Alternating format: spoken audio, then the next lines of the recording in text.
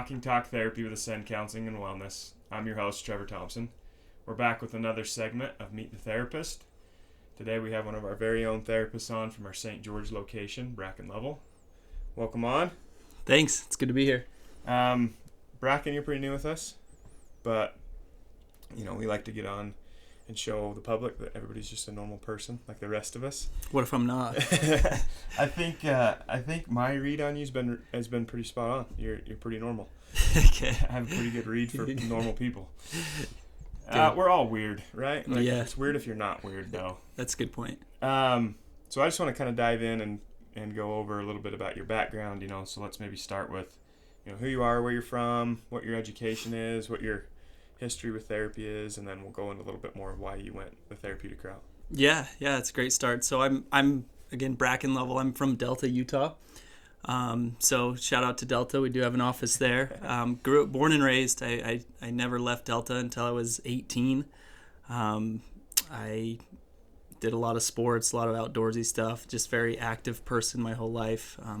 Always loved people. Always loved to really connect with people. That was one of the draws to this career. But went on a mission, served in the Czech Republic and Slovakia for a couple of years. Came back, went to school at Colorado Mesa University. I wrestled there, and my wife and I moved out there. She's a nurse. My bachelor's degree is in counseling psychology, and my master's degree is in marriage and family therapy. I'm just about done with that, so I'm technically still a student. But yeah, like I said, a lot of experience. I've worked in this field for quite a while, 5-6 years. Okay. So I do enjoy it a lot. That's cool.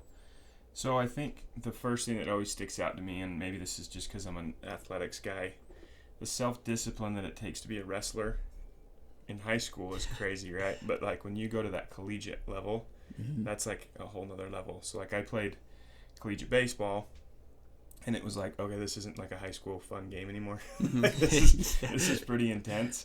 But wrestling, as far as at the collegiate level, the amount of discipline that probably takes, as far as, you're competing with guys that have essentially dedicated their whole lives to that as well. And it always seems like that's when you learn the most, is once you're out on your own. There's no going home to mom and dad. Mm-hmm.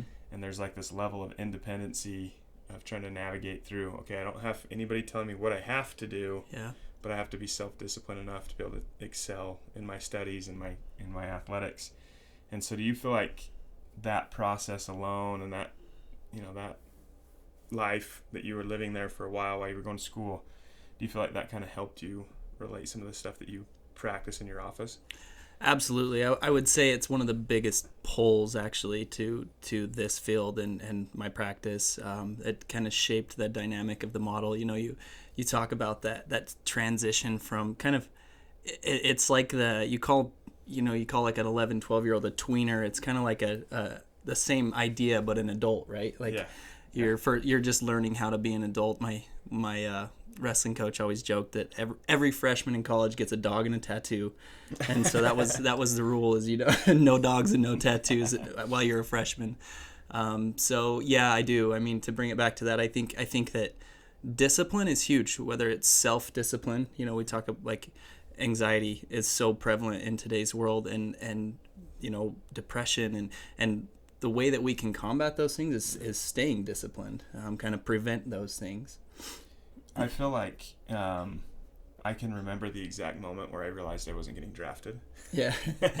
And it was we were playing a team, Southern Nevada, and they were nationally ranked. I think they actually lost in the national championship that year, but they were, it's where Bryce Harper played, just a national powerhouse. And I remember watching their starting 9 and thinking, okay, I'm gonna work hard, I'm gonna have fun, but like this, I'm gonna focus on my education a little bit more, because what I could do 2 or 3 times out of 10, they did 8 or 9 times out of 10.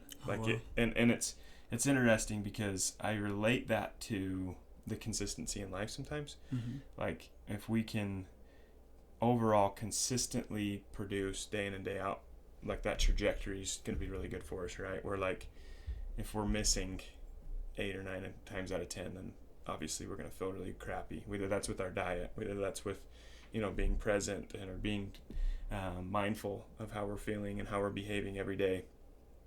I always relate that same concept to baseball. Like, although 300 is great in baseball, but overall, like, if I'm being successful or making the right choices 8 or 9 times out of 10, then obviously that's the key, is that consistency. And it's so funny that, sports alone teaches those lessons because it's just a silly game sometimes. Mm-hmm.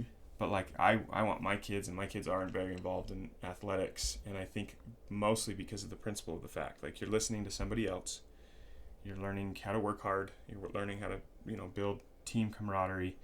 And I think that a lot of times, because it's so inconvenient to take your kid to practice, take your kid to their games, and it's exhausting. Like, there's days like yesterday where I'm like, I kind of hope the game gets canceled because I am exhausted. Yeah. But my kid was devastated that they got canceled. Mm-hmm. And it's so interesting that athletics, or a silly game like that, teaches us so much. And it's always a huge encouragement for me, is to tell parents to get their kids involved.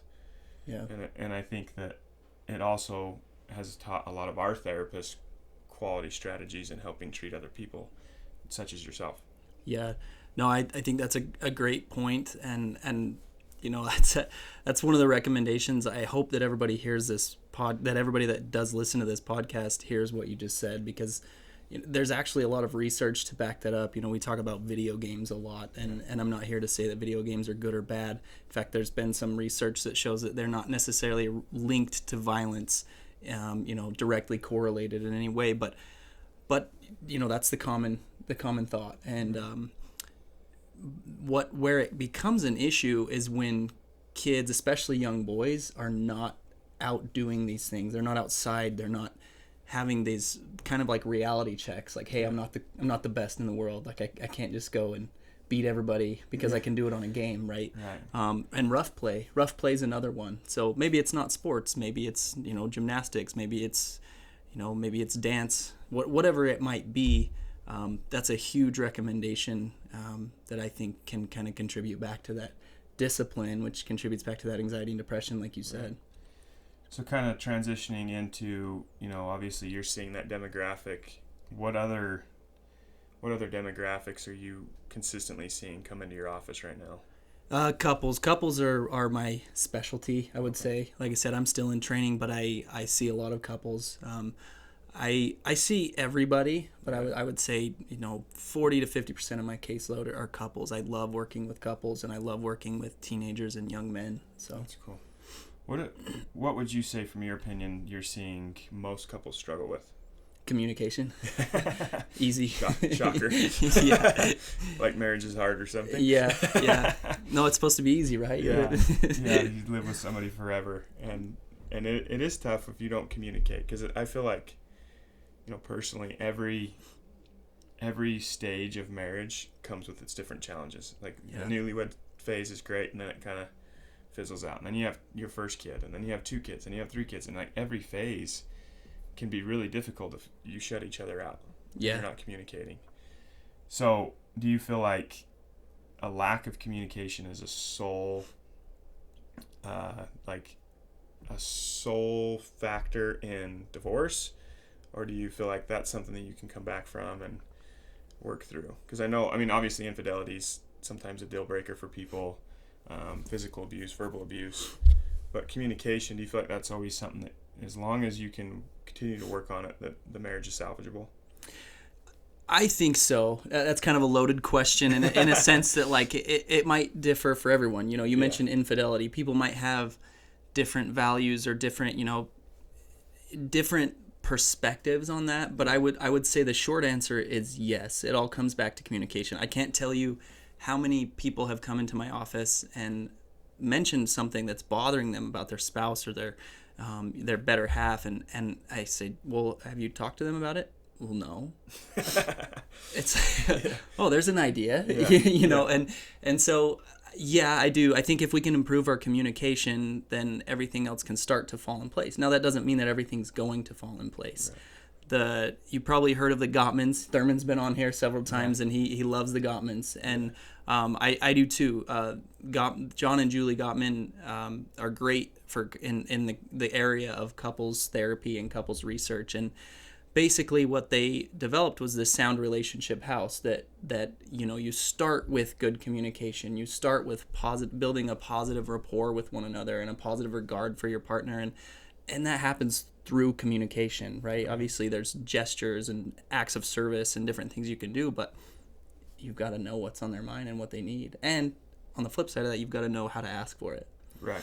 Because how many times has a husband or wife probably had good intentions, but it was completely misconstrued by the other half, and then without talking about it, they just tell their own stories in their head and their false narratives. Yeah. I think every one of us has probably done that before, where it's like, man, talk about not like giving me any recognition or any thought to mine, and then come to find out they did, and it was just a story I had told in my head that got me all spun up and feeling insecure. Yeah. When really all I had to do was just go, hey, what were you thinking there? Like, can you walk me through what your intentions were? Because I would say most people don't go into a marriage thinking, I want to mess this up. Right. Same with parenting. I hope not. Yeah. Same with parenting. Yeah. I really want to mess my child up, right? Yeah. Like, nobody has that intention. And I spent, 12 years in therapeutic boarding, working, with families that were struggling with their kids. And I never met one parent that was like, you know what? I'm going to mess my kid up on purpose. Right. Same thing with marriage. It's not like I'm going to go into my wife and say, you know what? I'm going to mess this up. Like, we all have good intentions, I feel like, deep down, but sometimes our tactics or our behavior just falls out of line a little bit, and then we don't communicate about it, and then it just builds in onto each other, and then these stories in our head are just stemming from insecurity. Yeah, and defensiveness. Yeah. I love the way you put it. It is a story in our head, and sometimes that story isn't true, and I think that's what we forget, is it might not be true. I just last week my wife and I were talking, and something was really bothering me that had happened, and I won't go into that, but not between the two of us, just something happened, and she goes, maybe it's not about you. And I was like, oh, you know what, it wasn't. Right. And I could have taken that defensively, but it probably wasn't about me, but here I was losing sleep over it, right? Yeah. And so we build this story in our head, and if we don't communicate it, we might never find the truth. Right. And sometimes the most important relationships in our life, we can utilize those to help figure out that is a false narrative. Yeah. And I think that's what's so nice about when you have a healthy foundation in your marriage, because my wife and I, honestly, like, I feel like we are best friends. And we talk to each other pretty well. I mean, not to say that we don't have issues just like everybody else, but to be able to lean on her and just say, this is what I'm, like, literally I'll say, this is what I'm telling myself in my head, and she'll be like, wow, like, that is quite the story. Where'd you get that? Yeah. But out of my own insecurities and my own perspective on things sometimes, and perspective is reality sometimes to us until somebody shifts that reality. So it's interesting that that's the number one thing that you're seeing in your office is just a lack of communication. Because I think most people interpret, I'm going to marriage counseling because somebody cheated. Yeah. Or somebody's got an abusive problem. And I would say that's probably a smaller percentage of what comes into our offices. At least in my in my experience, it's been the case. So I always ask every therapist this before we close. If you had any piece of advice for somebody that is maybe hesitant to come to therapy, what would be like your initial thought or your advice to that person? Yeah, it's a great question. I have one thought kind of my own, and then another piece of advice that I heard from one of our owners here that I can't get out of my head, so I'll share that one too. But the first is, where did you learn that it's not okay to come to therapy? Where did you learn that you're not tough, or that it's a scary place? Yeah. That's the question I would ask people, because if you look at, we're talking about baseball, we're talking about professional baseball, we're talking about wrestling, sports, dance, business leaders, any realm that you look in, people were coached and taught and mentored, and they go and they work on those things. Like, you go to the gym every day. I happen to know that about you. You go every day. You even teach it, right? Yeah. So why is it not the same for our mental health? Why is it any different? And to me, it's a little bit more important, because this might stem from my bias in wrestling, but I think that life is like 80 to 90% mental, right? Yeah. Kind of going back to those stories in our head. And so that's my first piece of advice, and kind of invite people to do some introspection. Is like, where did you learn that it wasn't okay? I love that. I love that. I've never heard anybody share that perspective. I don't know where I got that one from, but I like but that a lot. that's my thought on that. And the advice that I heard that I really like, that I'd like to share too, is, when was the last time that somebody gave you an hour of interrupted just attention to you? When was the last time that somebody gave that to you? And it probably has been a long, long time ago. Right. We live in a very fast-paced, busy world. Even the closest people to us probably aren't giving us an hour of just time to vent. And there's power in listening. There's power in having somebody hear and validate your feelings and know that you're not crazy. Yeah, and I find it a hard time to find the words, because I feel like both of those questions are maybe the best, or answers are the best answers we've ever had on here. But that is so true, and I think if there was any message that I've been trying to portray over the last 6 or 7 months since starting this, is that, and you just happen to articulate it a lot better than anybody else. So thank you, guys. Obviously, that's hopefully sound advice for you guys, like it was for me. But this is the kind of content we want to continue to provide for people. Like I've always said, if you have questions or things that you want to learn more about or dive deeper into, feel free to comment or reach out to us on our Instagram. We're pretty responsive as far as our private messaging goes. We keep you 100% confidential. Like, I have to reiterate that, because I think some people are always scared to ask because they think that that's going to expose them and leave them feeling vulnerable, and that's not the case. So if you ever have a question or ever have a topic you think we should dive into, feel free to reach out to us on our Instagram. Obviously, subscribe, all of our stuff. We're trying to provide some real good general education for our public. So thank you so much, and we'll talk to you soon.